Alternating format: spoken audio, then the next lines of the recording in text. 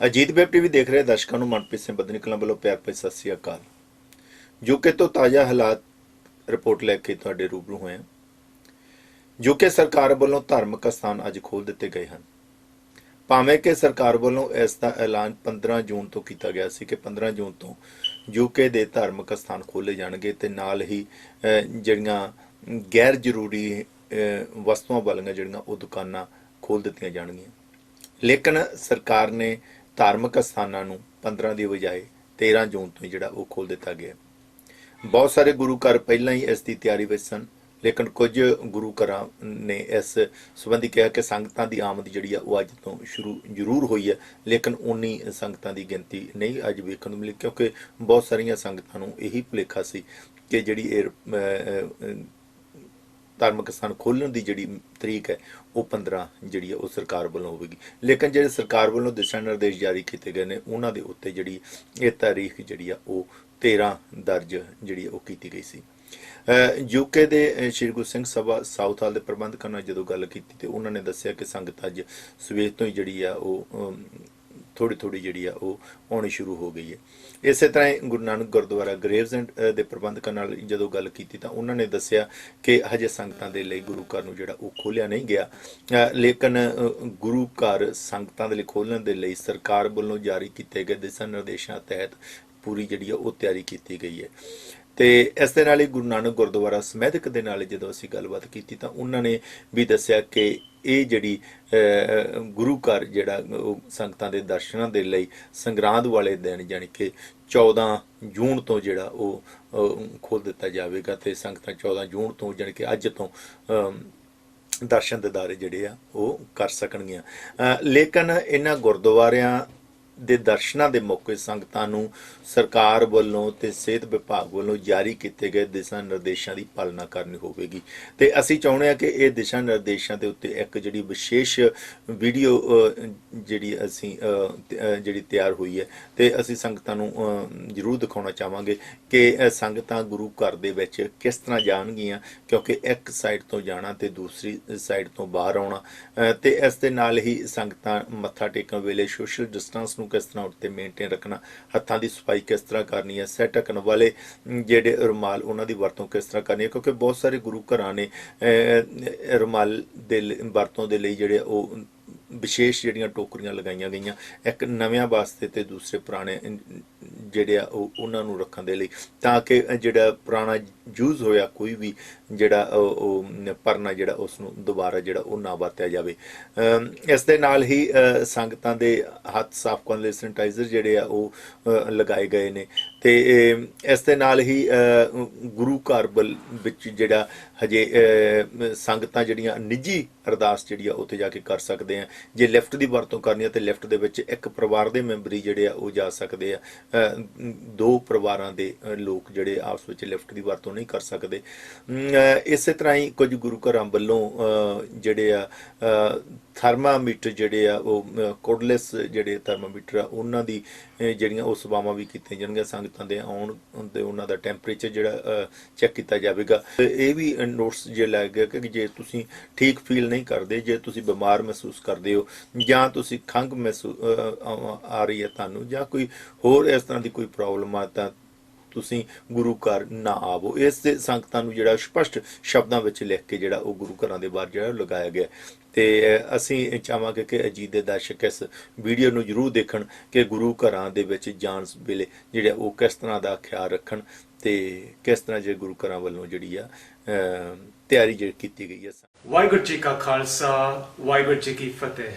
ਸੰਗਤ ਜੀ, ਪਿਛਲੇ ਕਈ ਹਫ਼ਤਿਆਂ ਵਿੱਚ ਸਾਡੀ ਸੇਵਾਦਾਰ ਟੀਮਾਂ ਗੁਰੂ ਘਰ ਨੂੰ ਖੋਲ੍ਹਣ ਦੀ ਤਿਆਰੀ ਕਰ ਰਹੀ ਹੈ।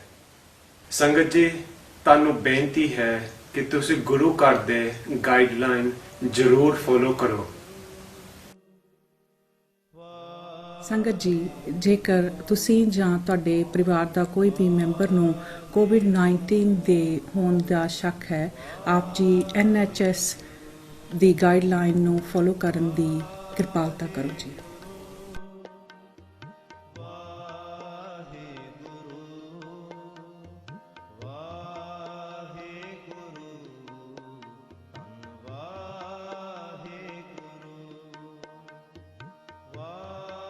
ਬੇਨਤੀ ਹੈ ਕਿ ਆਪ ਜੀ ਗੁਰਦੁਆਰਾ ਸਾਹਿਬ ਅੰਦਰ ਦਾਖਲ ਹੋਣ ਲਈ ਮੁੱਖ ਦਰਬਾਰ ਦੀ ਵਰਤੋਂ ਕਰੋ।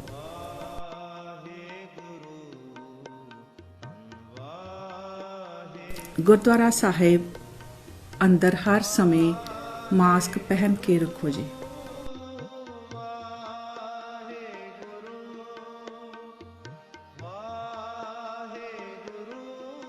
ਫਲੋਰ ਉੱਪਰ ਲੱਗੇ ਐਰੋਜ਼ ਨੂੰ ਚੱਲਦੇ ਸਮੇਂ ਧਿਆਨ ਵਿੱਚ ਰੱਖੋ। ਉੱਪਰ ਚੜ੍ਹਨ ਸਮੇਂ ਹਮੇਸ਼ਾ ਖੱਬੇ ਹੱਥ ਰਹਿਣਾ।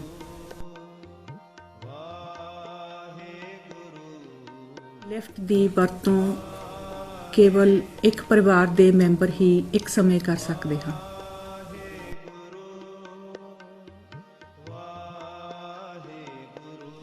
ਜੁੱਤੀਆਂ ਕੇਵਲ ਪਹਿਲੀ ਫਲੋਰ ਉੱਪਰ ਹੀ ਖੋਲ੍ਹਣੀਆਂ ਹਨ।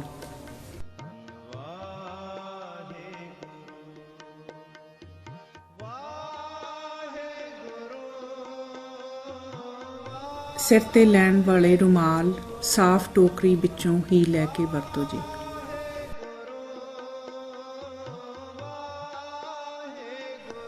ਆਪਸੀ ਦੂਰੀ ਨੂੰ ਬਣਾਈ ਰੱਖੋ ਜੀ।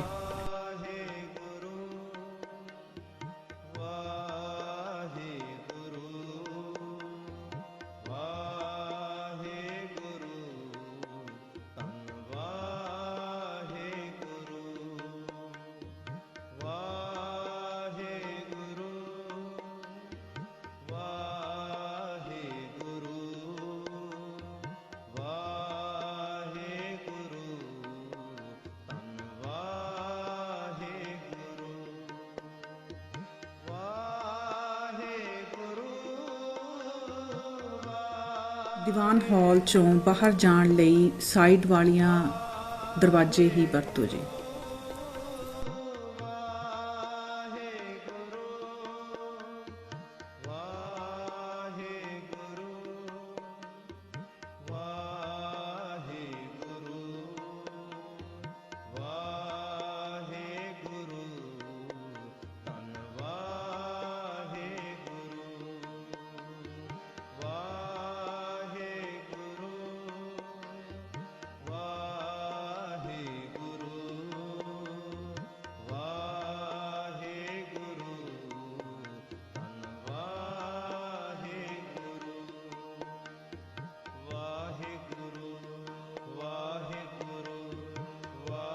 ਘਰ ਜਾਣ ਤੋਂ ਪਹਿਲਾਂ ਤਿਆਰ ਕੀਤਾ ਹੋਇਆ ਲੰਗਰ ਲਿਜਾ ਸਕਦੇ ਹੋ।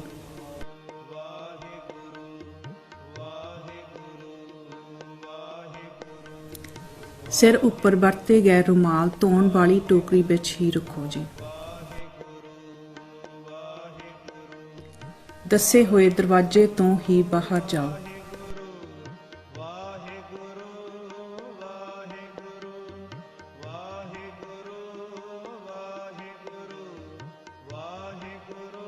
ਸੰਗਤ ਜੀ, ਤੁਹਾਡਾ ਬਹੁਤ ਬਹੁਤ ਧੰਨਵਾਦ ਕਿ ਤੁਸੀਂ ਇਹ ਔਖੇ ਸਮੇਂ ਵਿੱਚ ਗੁਰੂ ਘਰ ਨੂੰ ਪੂਰਾ ਸਹਿਯੋਗ ਦਿੱਤਾ। ਵਾਹਿਗੁਰੂ ਜੀ ਕਾ ਖਾਲਸਾ, ਵਾਹਿਗੁਰੂ ਜੀ ਕੀ ਫਤਿਹ। ਨਸਲਵਾਦ ਦੇ ਵਿਰੁੱਧ ਲੰਡਨ ਦੇ ਵਿੱਚ ਬਲੈਕ ਲਾਈਵਜ਼ ਮੈਟਰ ਨਾਮ ਦੀ ਇੱਕ ਮੁਹਿੰਮ ਚੱਲੀ। ਉਸ ਮੁਹਿੰਮ ਤੋਂ ਲੈ ਕੇ ਇਹ ਅਜਿਹਾ ਵਾਦ ਵਿਵਾਦ ਛਿੜਿਆ ਕਿ ਇਹ ਜਿਹੜੇ ਪ੍ਰਦਰਸ਼ਨ ਹਿੰਸਕ ਪ੍ਰਦਰਸ਼ਨ ਦੇ ਰੂਪ ਦੇ ਵਿੱਚ ਜਿਹੜੇ ਉਹ ਹੁਣ ਸਾਹਮਣੇ ਆਉਣ ਲੱਗੇ। ਜੇ ਇੱਕ ਪਾਸੇ ਬਲੈਕ ਲਾਈਵਜ਼ ਮੈਟਰ ਪ੍ਰਦਰਸ਼ਨ ਕੀਤਾ ਗਿਆ ਸੀ, ਜਿਹਦੀ ਸ਼ੁਰੂਆਤ ਅਮਰੀਕਾ ਦੇ ਵਿੱਚ ਇੱਕ ਅਫਰੀਕੀ ਮੂਲ ਦੇ ਵਿਅਕਤੀ ਦੀ ਹੱਤਿਆ ਤੋਂ ਬਾਅਦ ਜਿਹੜਾ ਉਹ ਮਾਮਲਾ ਸਾਰੇ ਵਿਸ਼ਵ ਭਰ ਦੇ ਵਿੱਚ ਜਿਹੜਾ ਉਹ ਜ਼ਿਆਦਾ ਚੱਲਿਆ, ਤੇ ਉਸ ਤੋਂ ਬਾਅਦ ਆਲ ਲਾਈਵਜ਼ ਮੈਟਰ ਨਾਂ ਦੇ ਕੁਝ ਸੱਜੇ ਪੱਖੀ ਲੋਕਾਂ ਵੱਲੋਂ ਵੀ ਜਿਹੜਾ ਉਹ ਸ਼ੁਰੂ ਕਰ ਦਿੱਤਾ ਗਿਆ। ਇਸ ਦੇ ਕਾਊਂਟਰ ਪ੍ਰੋਟੈਸਟ ਜਿਹੜਾ ਉਹ ਸ਼ੁਰੂ ਕਰ ਦਿੱਤਾ ਗਿਆ। ਬਲੈਕ ਲਾਈਵਜ਼ ਮੈਟਰ ਵੱਲੋਂ ਪਹਿਲਾਂ ਇਸ ਪ੍ਰਦਰਸ਼ਨ ਨੂੰ ਜਿਹੜਾ ਉਹ ਰੱਦ ਕਰ ਦਿੱਤਾ ਗਿਆ ਸੀ, ਲੇਕਿਨ ਰੱਦ ਕਰਨ ਦੇ ਬਾਵਜੂਦ ਲੰਡਨ ਦੇ ਵਿੱਚ ਜਿਹੜੇ ਬਹੁਤ ਗਿਣਤੀ ਦੇ ਵਿੱਚ ਲੋਕ ਉਹ ਪਹੁੰਚੇ, ਤੇ ਦੂਸਰੇ ਪਾਸੇ ਅਜਿਹੇ ਲੋਕ ਵੀ ਜੇ ਪਹੁੰਚੇ ਜਿਹੜੇ ਇਸ ਪ੍ਰੋਟੈਸਟ ਦਾ ਵਿਰੋਧ ਕਰ ਰਹੇ ਸਨ। ਉਹ ਕਹਿ ਰਹੇ ਸਨ ਕਿ ਆਲ ਲਾਈਵਜ਼ ਮੈਟਰ, ਸਾਰਿਆਂ ਦੇ ਲਈ ਜਿਹੜਾ ਉਹ ਜ਼ਿੰਦਗੀ ਇੱਕ ਮਾਣ ਰੱਖਦੀ ਹੈ। ਇਸ ਮੌਕੇ ਸਾਬਕਾ ਪ੍ਰਧਾਨ ਮੰਤਰੀ ਵਿੰਸਟਨ ਚਰਚਿਲ ਦੇ ਬੁੱਤ ਨੂੰ ਲੈ ਕੇ ਜਿਹੜੀ ਆ ਉਹ ਕਾਫੀ ਸਿਆਸਤ ਗਰਮਾਈ ਹੋਈ ਹੈ, ਕਿਉਂਕਿ ਇਸ ਬੁੱਤ ਨੂੰ ਨੁਕਸਾਨ ਪਹੁੰਚਾਉਣ ਦੇ ਯਤਨ ਕੀਤੇ ਗਏ ਸਨ। ਮਹਾਤਮਾ ਗਾਂਧੀ ਦੇ ਬੁੱਤ ਦੇ ਨਾਲ ਛੇੜਛਾੜ ਕੀਤੀ ਗਈ ਸੀ। ਜਿਹੜੇ ਲੰਡਨ ਦੇ ਵਿੱਚ ਵਿਸ਼ਵ ਜੰਗ ਦੌਰਾਨ ਦੀਆਂ ਯਾਦਗਾਰਾਂ ਹੈਗੀਆਂ ਉਹਨਾਂ ਦੇ ਦੁਆਲੇ ਜਿਹੜੇ ਫੱਟੇ ਲਗਾ ਦਿੱਤੇ ਗਏ ਸਨ ਤਾਂ ਕਿ ਉਹਨਾਂ ਦੀ ਨੂੰ ਕੋਈ ਛੇੜਛਾੜ ਨਾ ਕਰ ਸਕੇ, ਨੁਕਸਾਨ ਨਾ ਪਹੁੰਚਾ ਸਕੇ। ਵੱਡੀ ਗਿਣਤੀ ਵਿੱਚ ਅੱਜ ਪੁਲਿਸ ਉੱਤੇ ਤਾਇਨਾਤ ਰਹੀ ਤੇ ਇਸ ਦੌਰਾਨ ਪੁਲਿਸ ਤੇ ਪ੍ਰਦਰਸ਼ਨਕਾਰੀਆਂ ਦੇ ਵਿਚਕਾਰ ਝੜਪ ਵੇਖਣ ਨੂੰ ਮਿਲੀ ਤੇ ਜਿਸ ਦੀ ਨਿਖੇਧੀ ਬਰਤਾਨੀਆ ਦੀ ਗ੍ਰਹਿ ਮੰਤਰੀ ਪ੍ਰੀਤੀ ਪਟੇਲ ਨੇ ਵੀ ਕੀਤੀ ਹੈ, ਕਿਉਂਕਿ ਉੱਥੇ ਲੋਕਾਂ ਨੇ ਪੁਲਿਸ ਦੇ ਉੱਪਰ ਜਿਹੜੇ ਬੋਤਲਾਂ ਜਿਹੜੀਆਂ ਉਹ ਸਿੱਟੀਆਂ ਗਈਆਂ ਤੇ ਕੁਝ ਲੋਕਾਂ ਨੇ ਅਸਭਿਅਕ ਹੋ ਕੇ ਉੱਥੇ ਥਾਂ ਥਾਂ ਦੇ ਉੱਤੇ ਜਿਹੜੇ ਗੰਦ ਪਾਇਆ ਗਿਆ ਤੇ ਜਿਸ ਨੂੰ ਲੈ ਕੇ ਨਿਖੇਧੀ ਕੀਤੀ ਗਈ ਹੈ ਪ੍ਰੀਤੀ ਪਟੇਲ ਵੱਲੋਂ। ਤੇ ਉਹਨਾਂ ਨੇ ਕਿਹਾ ਕਿ ਅਜਿਹੇ ਲੋਕਾਂ ਨੂੰ ਜਿਹੜਾ ਉਹ ਬਖਸ਼ਿਆ ਨਹੀਂ ਜਾਵੇਗਾ ਤੇ ਅਜਿਹੇ ਲੋਕਾਂ ਦੇ ਖਿਲਾਫ ਸਖਤ ਕਾਰਵਾਈ ਕੀਤੀ ਜਾਵੇਗੀ। ਤੇ ਪੁਲਿਸ ਨੇ ਕੱਲ ਸ਼ਾਮ ਨੂੰ ਹੀ ਜਿਹੜਾ ਉਹ ਲੰਡਨ ਦੇ ਵਿੱਚ ਜਿਹੜਾ 5 ਵਜੇ ਤੋਂ ਕਰਫਿਊ ਲਾ ਦਿੱਤਾ ਗਿਆ ਸੀ ਜੋ ਸਵੇਰ ਤੱਕ ਰਹੇਗਾ। ਇਸੇ ਤਰ੍ਹਾਂ ਹੀ ਉਹਨਾਂ ਨੇ ਜਿਹੜੇ ਪ੍ਰਦਰਸ਼ਨ ਜਿਹੜੇ ਆ ਉਹ ਸੈਟਰਡੇ ਅੱਜ ਤੇ ਕੱਲ ਨੂੰ ਸੰਡੇ 2 ਹੋਣੇ ਸੀ। ਉਹਨਾਂ ਦੋਨਾਂ ਪ੍ਰਦਰਸ਼ਨਾਂ ਨੂੰ ਬਲੈਕ ਲਾਈਵਸ ਮੈਟਰ ਤੇ ਆਲ ਲਾਈਵਸ ਮੈਟਰ ਦੇ ਲਈ ਉਹਨਾਂ ਨੇ ਵੱਖ-ਵੱਖ ਜਿਹੜੇ ਉਹ ਰਸਤੇ ਬਣਾ ਦਿੱਤੇ ਗਏ ਸਨ ਤਾਂ ਕਿ ਦੋਨੋਂ ਆਪਸ ਵਿੱਚ ਕਲੈਸ਼ ਨਾ ਹੋਣ। ਲੇਕਿਨ ਇਸ ਦੇ ਬਾਵਜੂਦ ਵੀ ਕੁਝ ਥਾਵਾਂ ਦੇ ਉੱਤੇ ਪ੍ਰਦਰਸ਼ਨਕਾਰੀ ਜਿਹੜੇ ਆ ਉਹ ਆਮੋ ਸਾਹਮਣੇ ਹੋਏ ਹਨ। ਮਿਸਟਰ ਚਰਚਿਲ ਦੀ ਦੋਤੀ ਏਮਾ ਸੋਮਸ ਨੇ ਕਿਹਾ ਕਿ ਪ੍ਰਦਰਸ਼ਨਕਾਰੀਆਂ ਤੋਂ ਉਹਨਾਂ ਦੇ ਨਾਨੇ ਵਿੰਸਟਨ ਚਰਚਿਲ ਦੇ ਬੁੱਤ ਨੂੰ ਬਚਾਉਣ ਦੇ ਲਈ ਜਿਹੜਾ ਉਹ ਪੁਲਿਸ ਨੂੰ ਅਧਿਕਾਰੀਆਂ ਨੂੰ ਉਸ ਬੁੱਤ ਨੂੰ ਕਿਸੇ ਮਿਊਜ਼ੀਅਮ ਦੇ ਵਿੱਚ ਸ਼ਿਫਟ ਕਰ ਦੇਣਾ ਚਾਹੀਦਾ ਤਾਂ ਕਿ ਉਸ ਦੀ ਜਿਹੜੀ ਉਹ ਸੁਰੱਖਿਆ ਜਿਹੜੀ ਆ ਉਹ ਕੀਤੀ ਜਾ ਸਕੇ। ਉਸ ਨੇ ਕਿਹਾ ਕਿ ਕਰੋੜਾਂ ਲੋਕ ਉਹਨਾਂ ਦੇ ਨਾਨੇ ਨੂੰ ਇੱਕ ਵਿਸ਼ਵ ਜੰਗ ਦੇ ਜਿਹੜੇ ਹੀਰੋ ਵਜੋਂ ਜਿਹੜਾ ਉਹ ਜਾਣਦੇ ਨੇ ਤੇ ਉਹਨਾਂ ਨੂੰ ਵਿਚਾਰਿਆ ਗਿਆ ਤੇ ਉਹਨਾਂ ਨੇ ਇਸ ਪ੍ਰਦਰਸ਼ਨ ਦੇ ਵਿੱਚ ਬੁੱਤਾਂ ਨੂੰ ਨੁਕਸਾਨ ਪਹੁੰਚਾਉਣ ਦੀ ਜਿਹੜੀ ਆ ਉਹ ਨਿੰਦਿਆ ਕੀਤੀ ਹੈ।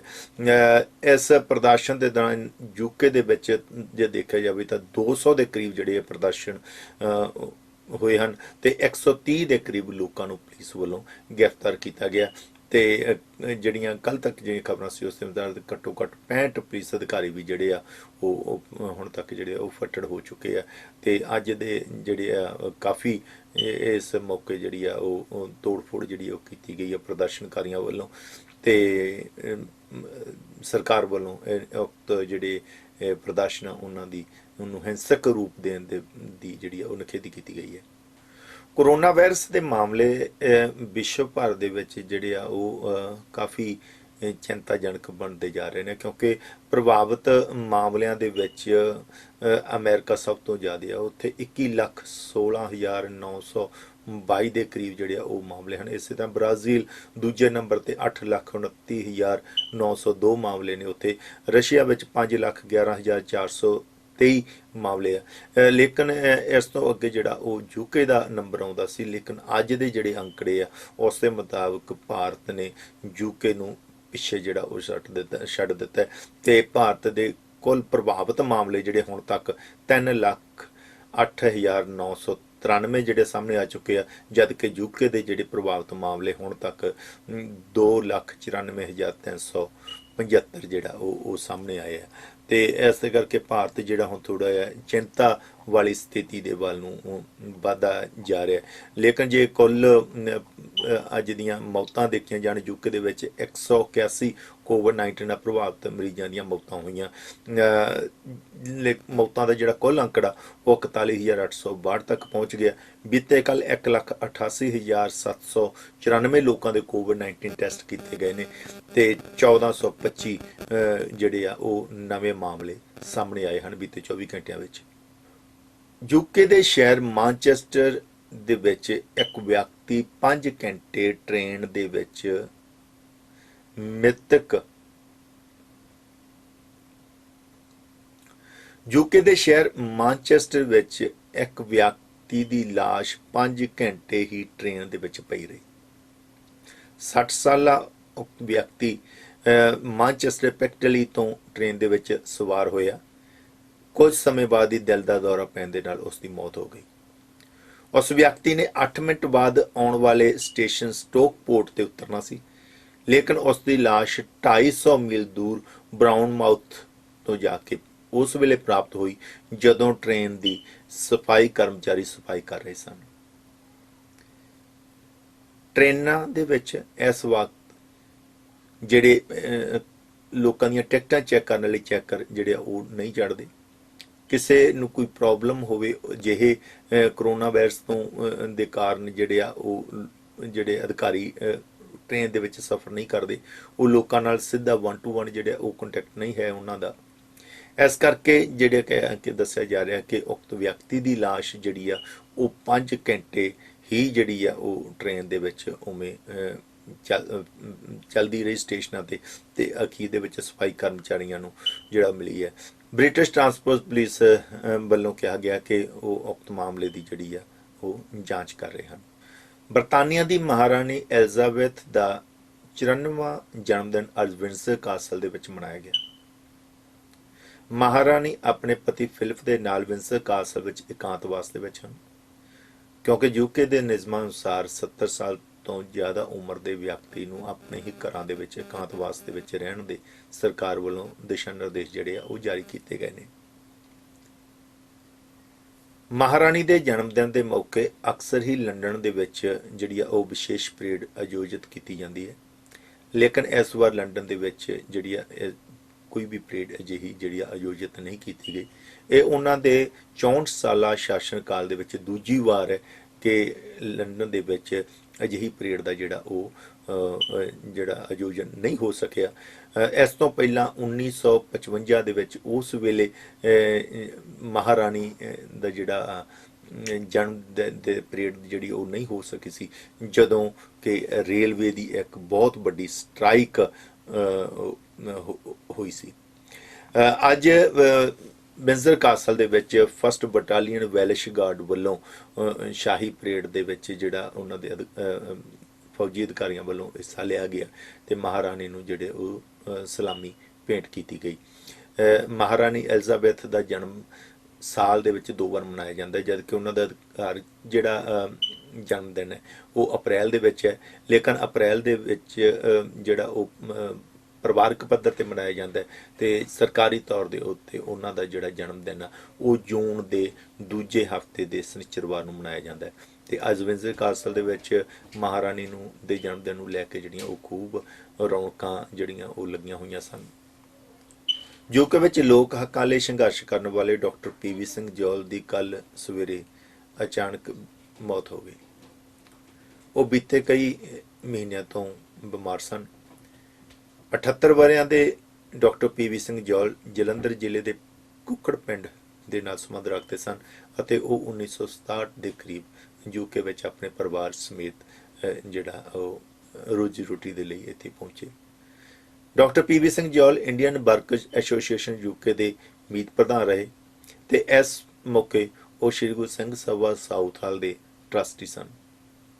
ਡਾਕਟਰ PV ਸਿੰਘ ਜੌਲ ਉਹਨਾਂ ਲੋਕਾਂ ਦੇ ਵਿੱਚ ਸ਼ਾਮਲ ਸਨ ਜਿਨ੍ਹਾਂ ਨੇ ਯੂਕੇ ਦੇ ਵਿੱਚ ਨਸਲਵਾਦ ਦੇ ਵਿਰੁੱਧ, ਪੈਨ ਭੇਦਭਾਵ ਦੇ ਵਿਰੁੱਧ ਅਤੇ ਕੰਮਾਂ ਦੇ ਵਿੱਚ ਆਪਣੇ ਹੱਕ ਲੈਣ ਦੇ ਲਈ ਸੰਘਰਸ਼ ਕਰਨ ਵਾਲੀ ਭਾਰਤੀ ਮਜ਼ਦੂਰ ਯੂਨੀਅਨ ਦੇ ਲੋਕਾਂ ਦੇ ਨਾਲ ਮਿਲ ਕੇ ਜਿਨ੍ਹਾਂ ਨੇ ਵੱਡਾ ਤੇ ਅਹਿਮ ਯੋਗਦਾਨ ਪਾਇਆ।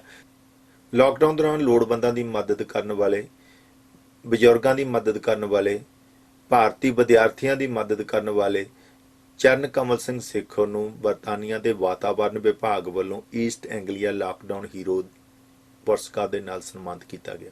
ਵਿਭਾਗ ਦੇ ਡਾਇਰੈਕਟਰ CEN ਹਾਊਕਨ ਨੇ ਇਸ ਸੰਬੰਧੀ ਦੱਸਿਆ ਕਿ 5 ਜ਼ਿਲ੍ਹਿਆਂ ਵਿੱਚੋਂ 2 ਅਧਿਕਾਰੀਆਂ ਦਾ ਇਹ ਸਨਮਾਨ ਦੇ ਲਈ ਜਿਹੜੀ ਆ ਉਹ ਚੋਣ ਕੀਤੀ ਗਈ ਸੀ ਤੇ ਉਹਨਾਂ ਦੋਵਾਂ ਦੇ ਵਿੱਚੋਂ ਇੱਕ ਕਾਉਂਸਲਰ ਚਰਨ ਕਮਲ ਸਿੰਘ ਸੇਖੋਂ ਸਨ, ਜਿਨ੍ਹਾਂ ਨੇ ਬੈਡਫੋਰਡ, ਮਿਲਟਨ ਕੀਨ ਤੇ ਇਸ ਦੇ ਇਲਾਕੇ ਦੇ ਵਿੱਚ ਲੋੜਵੰਦ ਲੋਕਾਂ ਦੀ ਮਦਦ ਕੀਤੀ। ਉਹਨਾਂ ਕਿਹਾ ਕਿ ਇਸ ਮੁਸ਼ਕਲ ਦੀ ਘੜੀ ਦੇ ਵਿੱਚ ਸਰਕਾਰੀ ਵਿਭਾਗਾਂ ਦੇ ਕਰਮਚਾਰੀਆਂ, ਉਹਨਾਂ ਦੇ ਪਰਿਵਾਰਾਂ ਦੇ ਨਾਲ ਸੇਖੋਂ ਦੀ ਅਗਵਾਈ ਵਿੱਚ 300 ਤੋਂ ਵਧੇਰੇ ਵਿਦਿਆਰਥੀਆਂ ਅਤੇ ਹੋਰ ਪਰਿਵਾਰਾਂ ਦੀ ਸੇਵਾ ਟਰਸਟ ਯੂਕੇ ਵੱਲੋਂ ਜਿਹੜੀ ਆ ਉਹ ਸੇਵਾ ਕੀਤੀ ਗਈ ਹੈ।